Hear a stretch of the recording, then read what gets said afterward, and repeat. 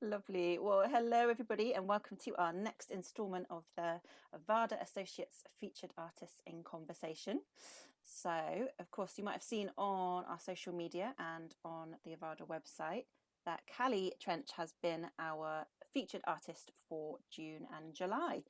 So, to round off Callie's 2-month residency, we're really thankful that we're here with Callie and previous OAFA Katie to listen in to their conversation and to unpack a few more questions and a little bit more about the artwork that was shared over the last 2 months. So, as you know, we'll have some time at the end for some questions. So if anything pops up for you, you're really welcome to pop it in the chat whenever you like, and we'll come to them at the end. Or you're also really welcome to pop your microphone on and ask them yourself as well when we come to that. But that is all from me, and I'm going to hand straight over to Katie and Callie. Thank you so much. Thank you, Lisa. Well, hello. Lovely to see you, Callie. And it's been fascinating watching and reading about the images and seeing the images on Instagram.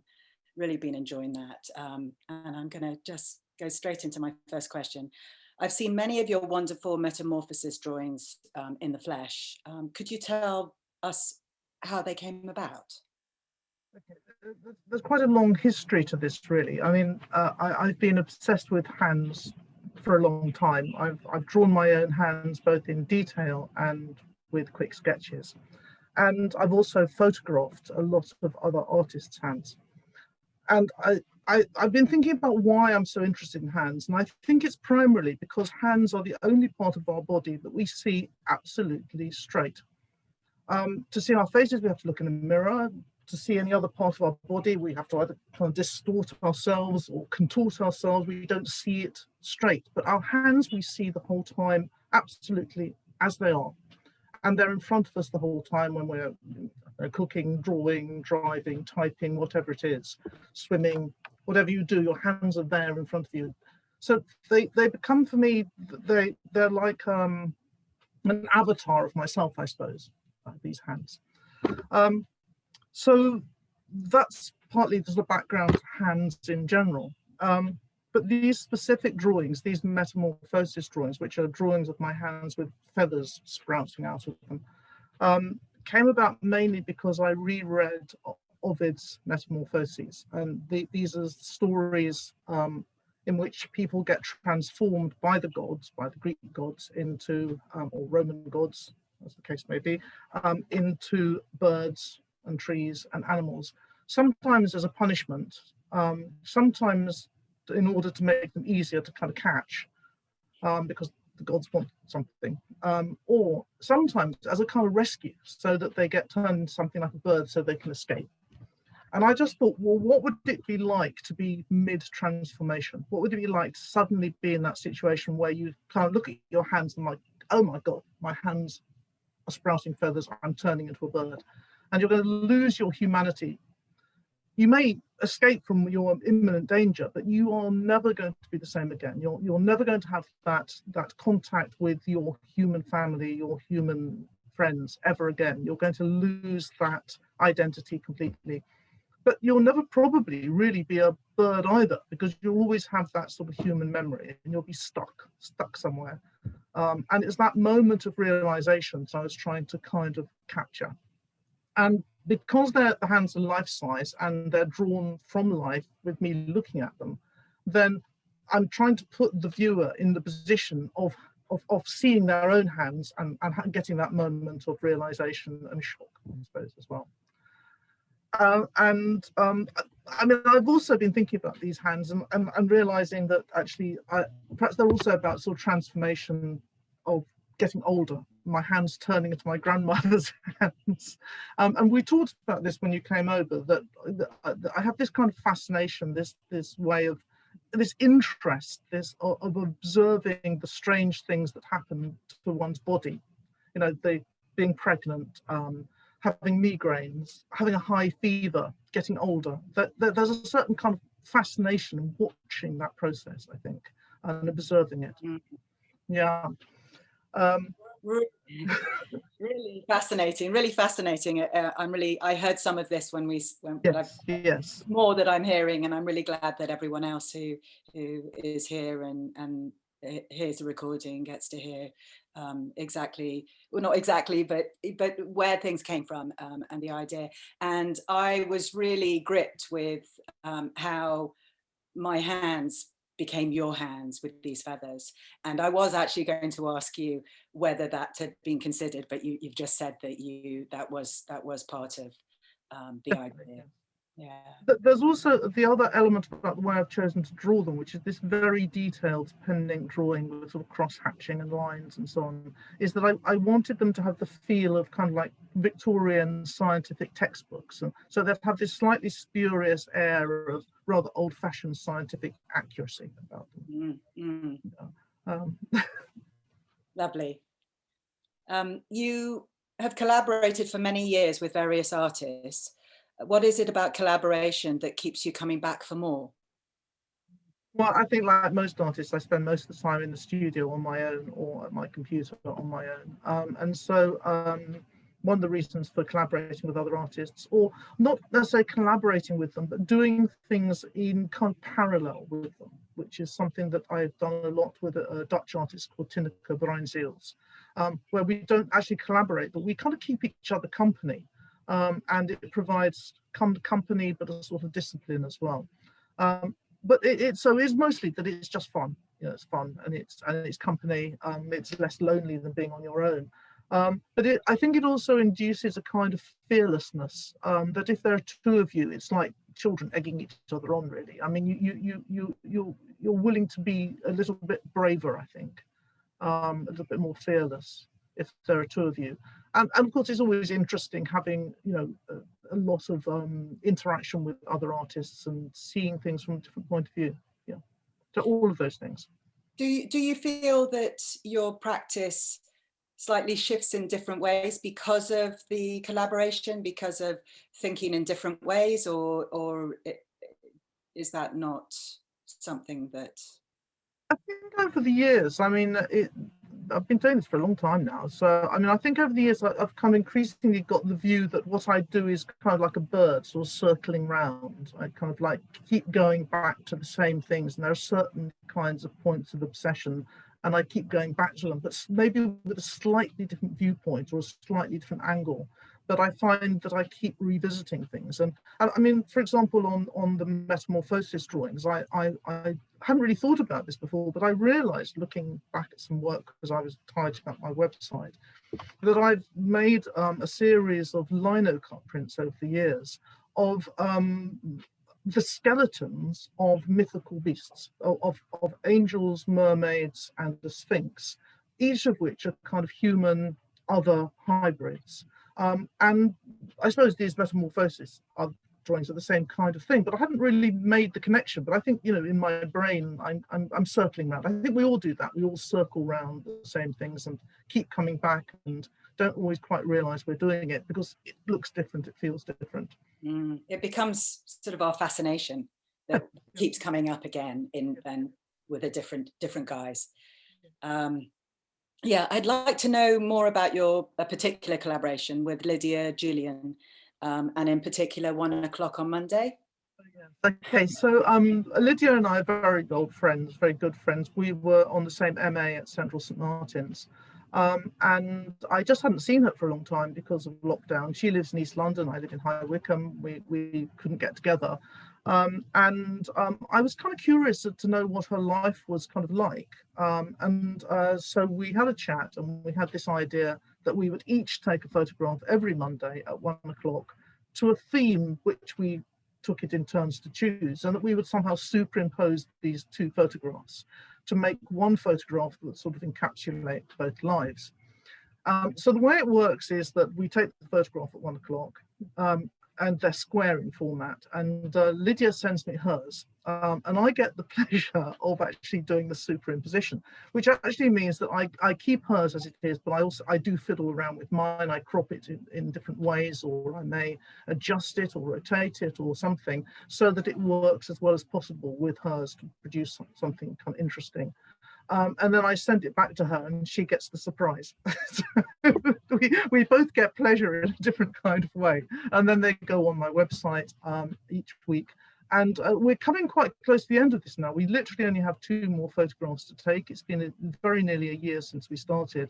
So we're beginning to think about whether we want another kind of outcome, such as a film or a book or something of that kind. Wonderful. It's such a simple rule. I love it. Yes. And then not terribly complex in the end, but you know, there's a complexity with the superimposing, and yeah, it's just fantastic. I love that idea. It seems to me that you work on several projects at a time. If so, how does this benefit your practice? Yeah, well, I thought about this, and I kind of remember a specific occasion when I was a teenager writing a school essay, and I can't remember what the essay was about, but I had this moment of realization that I actually enjoyed writing the essay more than I enjoyed finishing it. And therefore, for me, finishing things, finishing a drawing and so on, there's always the risk of a sort of disappointment, an anticlimax. And so what I try and do is give myself so much that's on the go that when I finish one thing, I'm always midway through something else. So at the moment, I'm in the middle of 3 different metamorphosis drawings. I'm in the middle of making an artist book, and I'm in the middle of a film based on the pattern on a custard cream, and I'm also thinking about another board game. And it's so I'm not sure it benefits my practice, but it certainly benefits my happiness. I can see you're a very prolific artist. And my next question, I'm just going to say something about your background, because you're in your playroom, which is just the most wonderful room with antique, a lot of antique games, board games, toys of all sorts, and up to newer ones, but a lot of older ones. And it's I wanted to linger in that room quite a while. So my next question, you have made numerous board games. Could you tell us why you were compelled to make them? Okay, again, there's always a bit of a backstory with these things, isn't there? If we go back like 20-30 years, I mostly what I was doing was making paintings and some drawings with an overhead viewpoint, the sort of viewpoint of a sort of bird or low-flying angel or something, and a lot of them were really based around ideas about memory and the idea that you remember things, perhaps not as the child or the young person you were, but actually with this sort of slightly theatrical overhead view. So a lot of these paintings were based on memory and sort of imagination, or they were about water, and they were observing the surface of water. Anyway, so moving on from that, I was kind of interested in the way that viewpoint of looking down, it led me in 2 directions. One direction was in making drawings which are actually quite like maps. And I turned myself into an old style cartographer and explorer, and I went exploring areas, mostly areas around where I live. And I set rules so I couldn't trespass on private property. So there were always these areas of privacy where you couldn't actually see what was happening in them. And I made no reference to Google Earth or any of these kinds of satellite views. So they became the sort of drawings which were maps of an exploration. But then the other direction it led me in was board games, because with board games, the players are themselves. They have an overhead viewpoint. They're like gods playing with the people, the pieces, moving their pieces around this kind of landscape. And so that was the first direction I came at it with.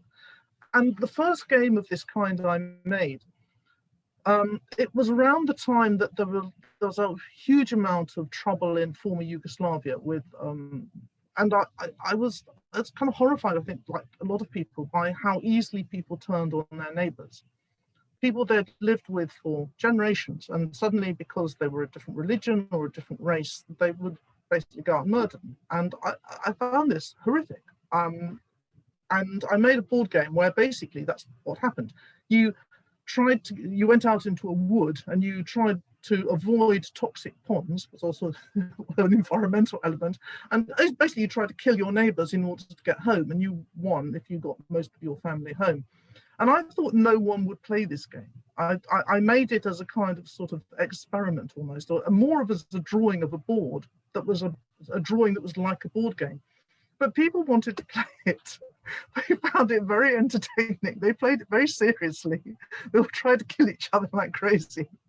And I realized that board games had a potential for bypassing the intellect and putting us in a position where we kind of emotionally engage with the position of people in certain sort of social and economic situations.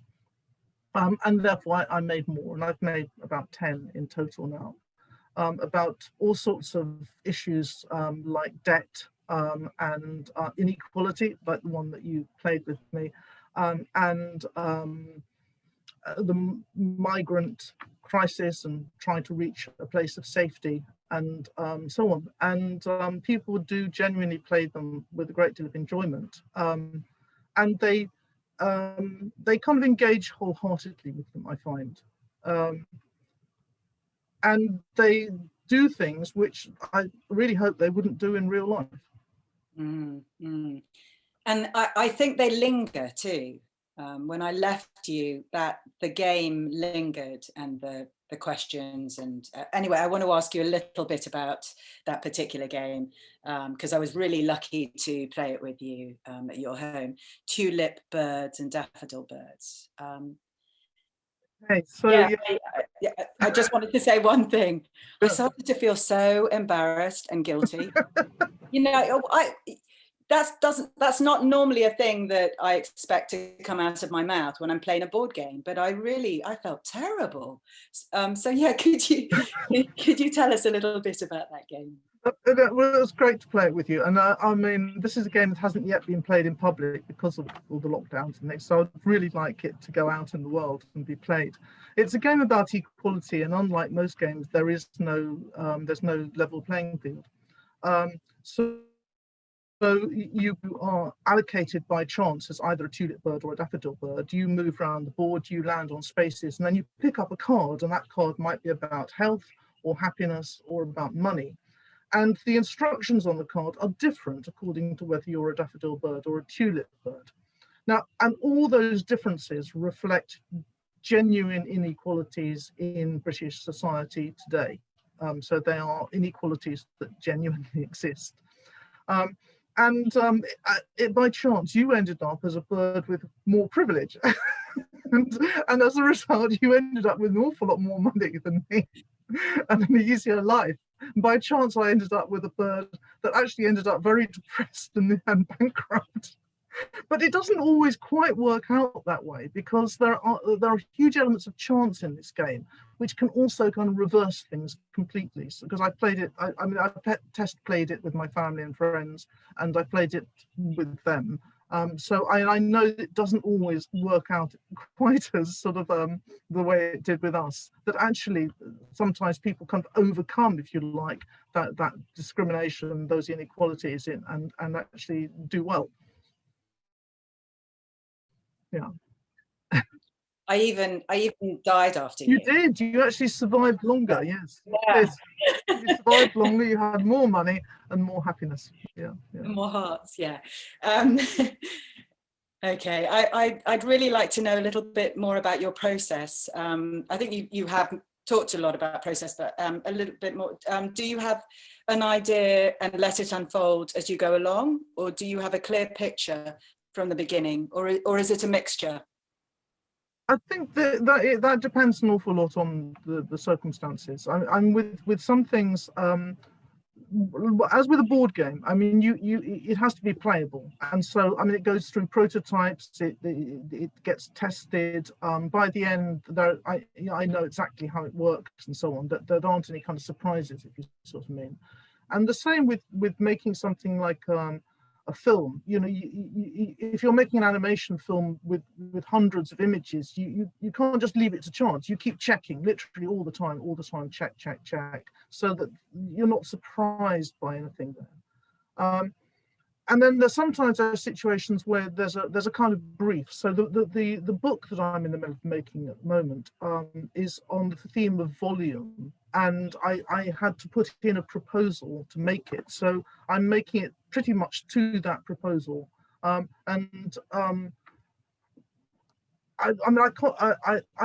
have a fairly clear idea in that case how it's going to work. The things that surprise me most actually are the drawings, and I think it's because when I'm working on the drawings, I'm working flat and quite close to, and as I put them up vertically and stand back from them, then I quite often get a surprise, and that surprise is in some ways a measure of how successful they are, I think, in the case of drawings. So it all depends really on what I'm making, because I mean I would say that I have four main areas, sort of types of outcome. They're board games, they're films, artist books, and drawings.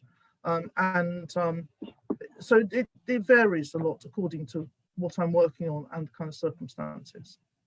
Can I go back a little bit about on the board games though, because you were asking me about kind of why board games, because there's another element about the board games, which is that so 10-15 years ago I was thinking about the way that people behave in exhibitions, and the way that, you know, you can arrive at an exhibition and be very, very tired. You slog around looking at the work, you maybe get a glass of wine if you're lucky, and then you go home again. And I wanted to create an environment in exhibitions where people wanted to stay and have another look at the work and chat to people. And really the essence of this, it seemed to me, was to allow people to sit down and to sit down with other people. And so board games are actually part of a strategy to get people to sit down, talk to other people, engage with other people, be refreshed by this activity and this social encounter, go and look at the rest of the work again, come back. And another way of doing this was to have banquets, sort of picnics, basically, to have a picnic in a table with chairs and food, and again, not standing up, but people literally sitting down, eating off my collection of vintage side plates, so that they chat to each other and they engage with each other, and it becomes an entertainment, but it also just allows you to rest before you go out and have a look at the work again. And so that rather just one glance at a painting, people will eat, go back and have another look. And I think that makes the whole business of going to a gallery a much more rewarding one. Absolutely, yeah. Wonderful. And I just wanted to add another little thing about your board games.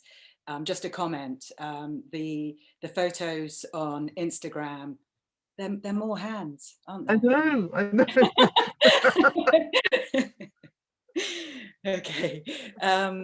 You were a prolific artist, I'd definitely say. And I was wondering, will you factor in a period of reflective space at some point, or do you manage to include this as you go along?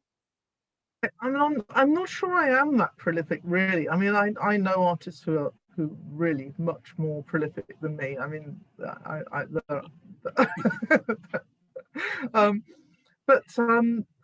suppose, you know, I am aware that life is very short, and you never know when it's going to come to an end. So I kind of, you know, wanted to do as much as possible.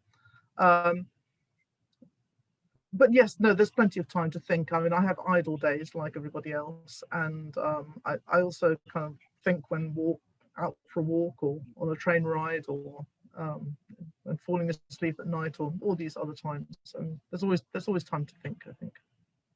Yeah. And do you go out and see other people's work? Do you go to exhibitions? Yes, although I mean, not so much obviously in the last year. It's been very difficult, but yes, absolutely.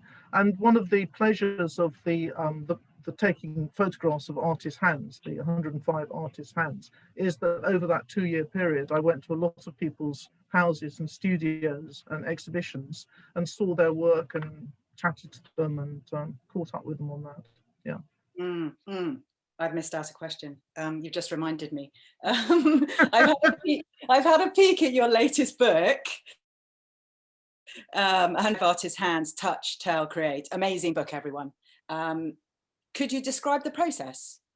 Oh gosh, another long process. But let me show you. Here's the proof, by the way. Here's the proof. So I'm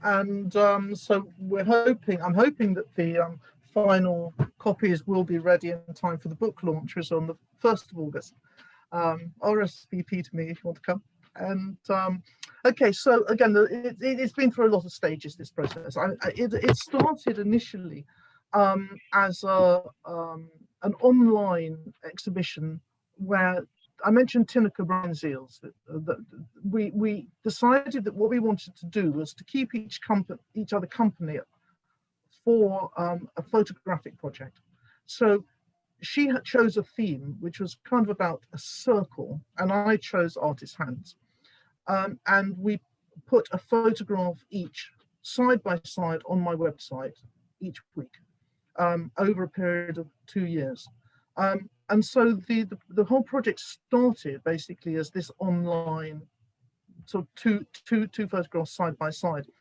But there was no kind of connection between the two photographs. She put whatever she wanted to do with her system of photographs, because what she was doing is making a photograph which had a connection to the one before and the one after in terms of pattern or shape or color or design or something, so that you kind of had a sequence of photographs where you could see a link between each one, then joining up number 52 with one, so it's like a circle of images. No connection with what I was doing, but the way that we put them on the website was that they were side by side. So inevitably, of course, people saw a relationship between them, even though one wasn't intended. There was a kind of accidental relationship. So that was kind of like the first stage of the process, and we then did it for a second year. The second stage was that we exhibited the first 52 photographs each between the first and second lockdowns last year at South Hill Park. We managed to squeeze in just between one lockdown and another. And then the two sets of photographs became very separate, because Tineke put hers on a kind of table-like sculptural structure where you could literally walk around this oval and see the photographs in sequence, whereas mine were printed and framed rather more conventionally and then hung in clusters on the wall. So that was the second stage of it. The third stage, then, it seemed like a really good idea to make these photographs into a book, because they're very much a collection of photographs of hands. But I thought that just having 104 hands in a row would honestly be a bit unrelenting, maybe a bit boring. So I asked all the artists whose hands I'd photographed if they would write something for me, 70 to 100 words, so something quite short about their hands, their lives, and their work. And they did. And a lot of these are very interesting, and they reflect quite often on the photograph, what's happening in the photograph, in that they talk about their hands and what their hands mean to them, or they talk about the work they're actually working on in that photograph. Not always. Sometimes that what they say is much more general, but always interesting in that, given that context. So you get something to look at, but you also get something to read. But I also wanted, I think I had a vision of the book being a bit like a children's annual, where you kind of like, with an annual, you get some colouring in, and then you get a story, and then you get a how to make something or something like that. And I wanted something like that. So about 30 of the artists provided me with stories and poems and essays and picture projects, all related to hands. Everything is related to hands in this book. And the way it's structured is that you get 13 of my hands in a row, one a page with a little bit of text underneath. Then you get a block of like stories and essays. You get another 13 photographs, and so on. It goes on like that. So I hope the book will be entertaining. Yeah. And the launch is on August the 1st, is that right? Yes, that's right. So a week on Sunday at Space 36. Sorry, say that again. Space 36 in London. And if anyone would like to come, please RSVP to me, because we need to know how much cake to make. Ooh, cake as well. And also, are you going to have your board game out available? No, I'm not, but there are going to be a lot of readings. A lot of the artists who've written are going to read, and there are going to be some live performances, as well as tea and cake, and a very, very nice garden. And it's hosted by Ahmed Farouki and Alan Swan, and it's a lovely place. And so I think anyone who would like to come, please just RSVP to me, so as I say, we have an idea of numbers and know how much cake to make. Fabulous. This is nearly my last question. You are a very focused artist. I wonder if you have thoughts on any future projects. I think you've mentioned a little bit, but maybe a little longer term. I think at the moment I'm actually quite sort of embedded in the ones that I'm working on at the moment. So I think there are more metamorphosis drawings. I mean, there are over 20 so far, but there will be more. I'm still working on this volume book, but I have an inclination to make some more films. There's something about animation films which it constantly gives me pleasure. It's a bit like the way I'm always surprised by a drawing when it goes vertical, when it's been horizontal. There's something about the sheer pleasure of when you have still images and you send them past your eye fast enough, it looks like movement. It's just such a surprise and a pleasure when it works. So I think that there may be a few more films, but they're very time consuming. You have to make a lot of images for a very short amount of film. But yeah, I think that's one of the next things coming up. And I have another board game in mind, which is about rising sea levels, but I've been thinking about that for about the last 3 years. So eventually that might come into to be something. So you've got some things in the pipeline. That's a great segue, because my last question was, are you going to post your self-portrait animation on your Instagram page, on the feed, the one that you've been doing? Okay, yes, now that's an interesting one, because I've been doing these daily drawings, of very quick drawings of my face, and yes, I have tried out it as a film, and it kind of works as a film. It's kind of like it's a bit like a slightly odd way of looking at yourself in a mirror, and you're sort of like moving about quite a lot, because the eyes stay in one place, because I fixed the position of the eyes right from the beginning. So eyes are in one place, but my face is kind of like otherwise moving around. I'm not sure whether I'm actually going to stop. I mean, I intended originally only to do it for 2 months, but I'm quite interested in it, so I might actually carry it on for longer.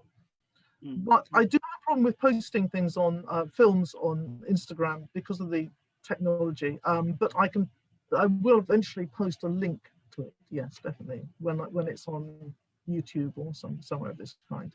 There will be a film. I'm just not quite sure whether it's going to stop at 2 months or whether it's going to turn into 6 months of my life or something like that kind.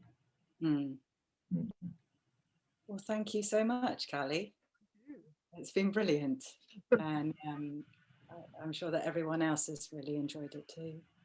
Real pleasure.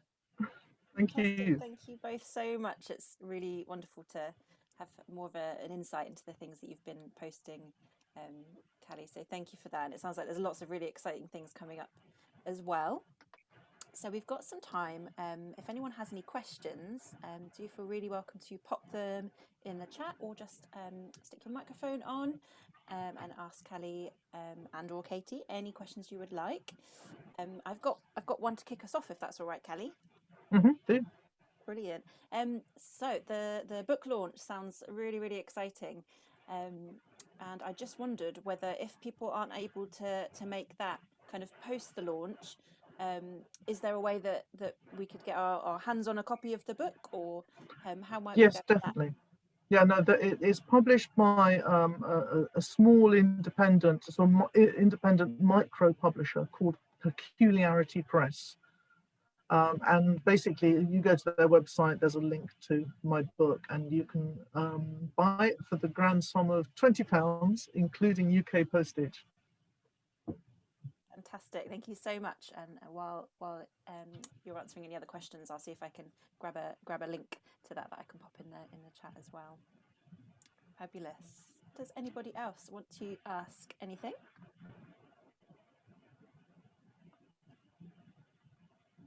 Can I ask a question? Yes, please. So I was interested in your metamorphosis. I'll get it right, drawing. And I wondered why, you said you'd been reading the book, Ovid's book, why that particular metamorphosis interested you, as given, as you point out, there are a lot of metamorphoses that are described in that book. Why that particular one? Why bird rather than say tree? Yeah. I mean, I did actually do a. Right, strange noises. Okay, no, so I did try a couple where I was turning into a tree. I tried 3 actually, where my hands were kind of sprouting leaves. They just somehow didn't have the same interest for me. Although actually one of the most heart-rending stories in Ovid is definitely about a family of sisters being turned into trees and their mother trying to tear the bark off them and kiss them before they get covered in bark, and they're saying, "Please don't, you're hurting us." But in fact, it was somehow the feathers and the birdness that really kind of appealed to me more visually. And I haven't thought in terms of animals, no. I haven't thought of turning into a deer or something of that kind. So really it was more of a sort of visual choice in the end. And I suppose I kind of like the idea that somehow there might be a kind of pleasure in kind of like escaping into the air and somehow being able to fly, because I mean, we all have dreams of flying, I think, and obviously everyone has always wanted to fly, but it was the kind of cost of it that and the horror of it as well. I don't know, does that answer your question? Yeah, absolutely. I mean, the flying part is an interesting, Freudian metaphor as well, isn't it? So I think there's probably, but I mean, I was really, I mean, the story you mentioned about, about being transformed into a tree, that was always interested me, and it seems particularly, as you say, horrific, or more horrific, or perhaps more heartrending, as you suggested, that particular. Well, especially as a mother, I mean, the idea of my children being turned into trees, I mean, it's just horrific, Thank you. I think it's interesting too that you're actually drawing the hands that are making the drawings. So it's a kind of cyclic thing going on, isn't there? Yeah. Which is a bit similar to the self-portraits in a way, I suppose. Yes. It's a kind of interactive feedback sort of thing that's going on. It's true, and I mean, I worry sometimes that people might think I'm being a bit self-obsessed, but it's partly that one's own body is there. It's kind of convenient. It's convenient to draw. If you want to draw something every day, there aren't many things that stay put long enough for you to draw them every day, possibly apart from a tree in the garden or something like that. Yeah, but yes, sorry. Can I just say something? It's interesting that while you're making them, as Roger says, there's this cyclical thing going on. And then when they're up, there's 3 involved, because there's the viewer as well. So there's this of their hands, this sort of, really, there's a lot going on in those drawings. They're very interesting. I also think, I suppose that, I mean, there's this way in which, although they're kind of quite individual to me, they potentially, something that's very individual can become also quite universal, I think. And that if you try to make something too general, then it doesn't work anyway. So the only way of approaching the universal really is perhaps through the individual, if that kind of makes sense. Yeah, it does. Does that answer your question, Roger? Yeah, yes, not sure it was a question really, but it was just a kind of comment. I was interested too in the games and thinking back quite a long way. When I was teaching, I did set it as a project for fairly young students to invent games, to devise games. And it's quite a multi sort of dimensional challenge really, because you've got to make something which is kind of imaginative, but it's got to work and it's got to have rules that make sense, and it's got to be you know, something which kind of assesses itself. If you get students to kind of assess their own or others' games, you know, is quite objective really in the way that you assess something like that. Does it work? Does it make sense? And is it entertaining? So it's quite an interesting challenge from lots of directions, I think. It is. I mean, games like that have to work. I mean, you know, if you're presenting them as games, you can't present them as sculptural objects, even however pretty they look. You know, they have to work as a game. And there are a number of things, because they're always played at either exhibitions or kind of board game events, they have to also be quite short. They can't go on and on and on, otherwise everyone will just lose the will to live. And they have to have a satisfactory ending. There has to be an end point to them. So yeah, there are quite a lot of constraints about making games. And the kind of rules have to be simple enough for people to grasp and for it to work with the pieces and the board. And so yeah, there are lots of constraints with making games. It's true. And this is why I do test them and have prototypes and test them. And my son in particular is very good at telling me how to make them better. And he's also very good at helping me write the rules, so the rules are unambiguous. So he's a lot of help on that one. And quite a lot of physical process as well, isn't there? Actual making things. Yes, yeah. Yes. Although they all have now a fairly common aesthetic, which is that the board is drawn in sort of, again, very detailed pen and ink, and the pieces tend to be very colourful, made from Fimo. Have you played any of them, Roger? I don't know. You came to OVADA to give a session with the Warehouse Art School. Yeah, that's where I met Katie. Yes, yeah. And so yes, I think you in that case you probably played Shopping Spree, and I think you played a prototype of one about gravestones. It's too long ago to remember. I remember bringing back a little dragon, baby dragon. Oh, but you got the baby dragon, yeah. Okay, yeah. Yeah, I remember that one particularly. I do remember on that occasion that actually you were effectively play testing one for me, which was the one about gravestones. And in fact, as a result of that, I went back and rewrote the rules and re-established it in a slightly different way because of the way it turned out on that occasion. So it was very useful, actually. Thank you. I guess each one is a unique thing, is it?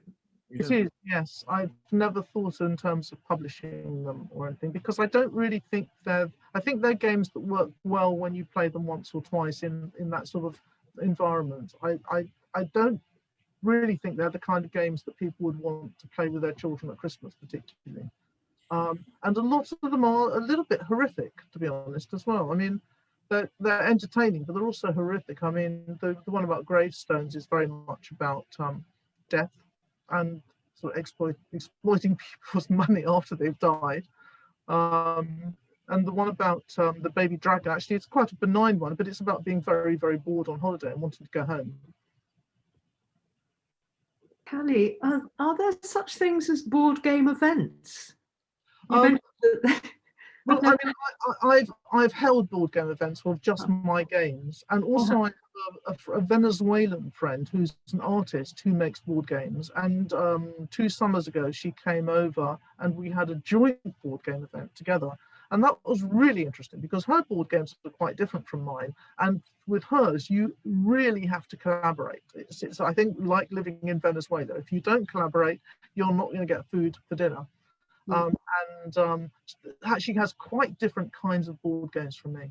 And so we had a really interesting board game event together. And I'm hoping that when she next comes back, she's talking about September, but maybe a bit optimistic, then we can do another one together because it's really interesting for people having these 2 different kinds of games. Mm. Yeah. Mm. I'd be really interested. I think it sounds like a fantastic idea. Really good fun. Well, fun, I don't know, just But interesting. it is fun, actually. No, Yeah. it genuinely is fun. I mean, people get very entertained. They get very much into it, and they kind of go into character. So with, for example, Shopping Spree, which is a game about buying things, and it's only really towards the end that you realize that all these things you've bought are of no use to you whatsoever, because what determines who wins or not is simply whether you're in debt or not at the end. There's this moment of sort of realization that all these objects, and they're all nicely made little Fimo sculptural things, are of no use to you whatsoever. You know, you can have 3 tortoises and 6 guitars, not going to do you any good at all. And people start saying things like, "Oh, you always were such a spendthrift." Start getting into character. It's great.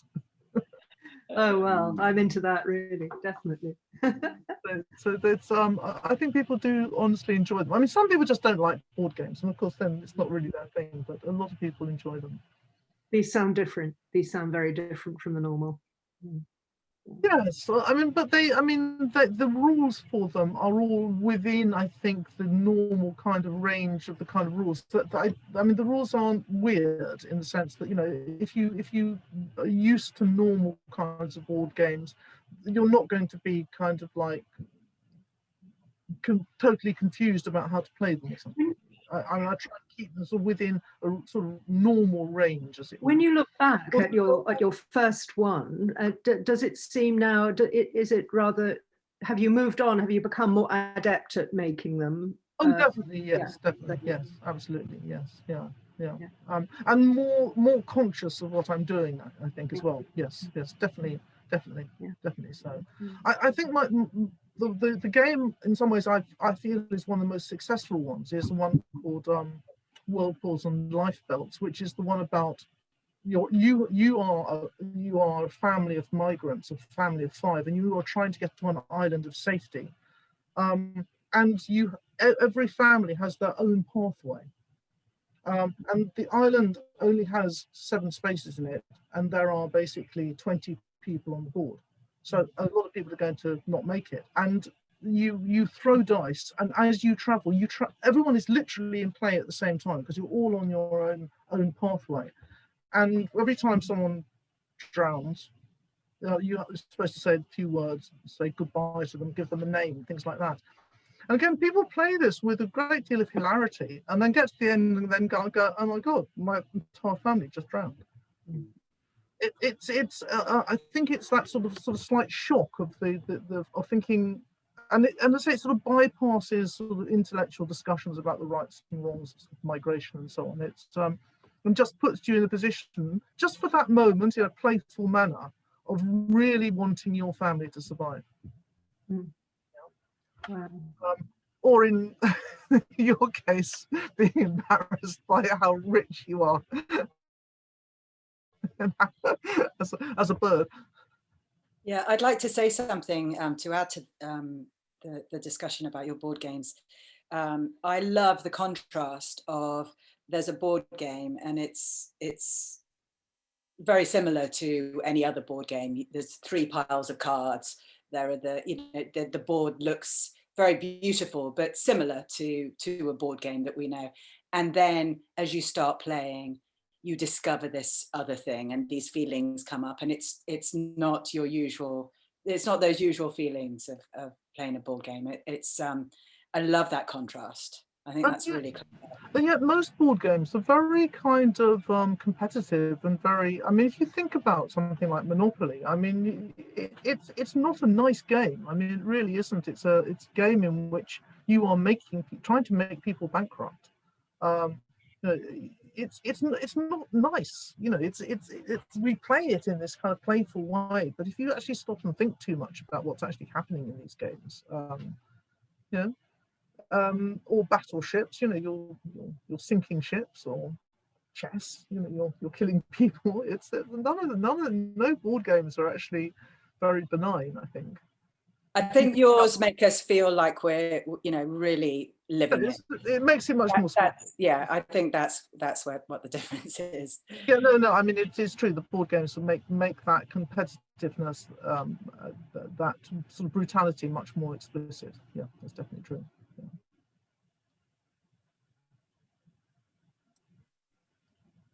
Fantastic. Well, if there are no other questions, I've just got one more for you, Kelly, to round up the discussion. Can you just remind us where we can go to experience your work, whether kind of online or in person, now or in the future? My website, definitely. I mean, if you just Google Callie Trench, then it's what comes up. But luckily, there aren't any other Callie Trenches, so it's online at the moment anyway. It's fortunate because I have friends who, you know, you Google their name and it turns out they've got the same name as a famous rugby player or something, but Callie Trench will get you straight to my website. I'm also on Instagram, and so say hello on my own account as well as temporarily on the featured artist account. So do say hello and I will follow you back if I'm not already. Fantastic, thank you. And of course, you've got a few more days left yet of your Yes. residency with us. So Yes. Do go and have a look, everybody, at any last posts that Kenny makes on the OVADA Associate Artists Instagram. And I'm just going to pop up for a second just to say another huge thank you to you both, Katie and Callie. It's been so wonderful to be able to listen into your conversation. So thank you very much, and of course to everybody for joining us. Yeah, thank you. Thank you. To go and view this again, it will go up on Callie's blog post on the OVADA website at the end of this month. And then, of course, Callie, you've chosen the next artists who will be announced at the beginning of August. So August and September. And then we're very lucky to be able to see you again as well at the end of September for their In Conversation. Yes. Brilliant. Well, thank you so much, everybody, and hopefully we'll see you again soon. Thank you very much. Thanks so much, everyone. Bye-bye.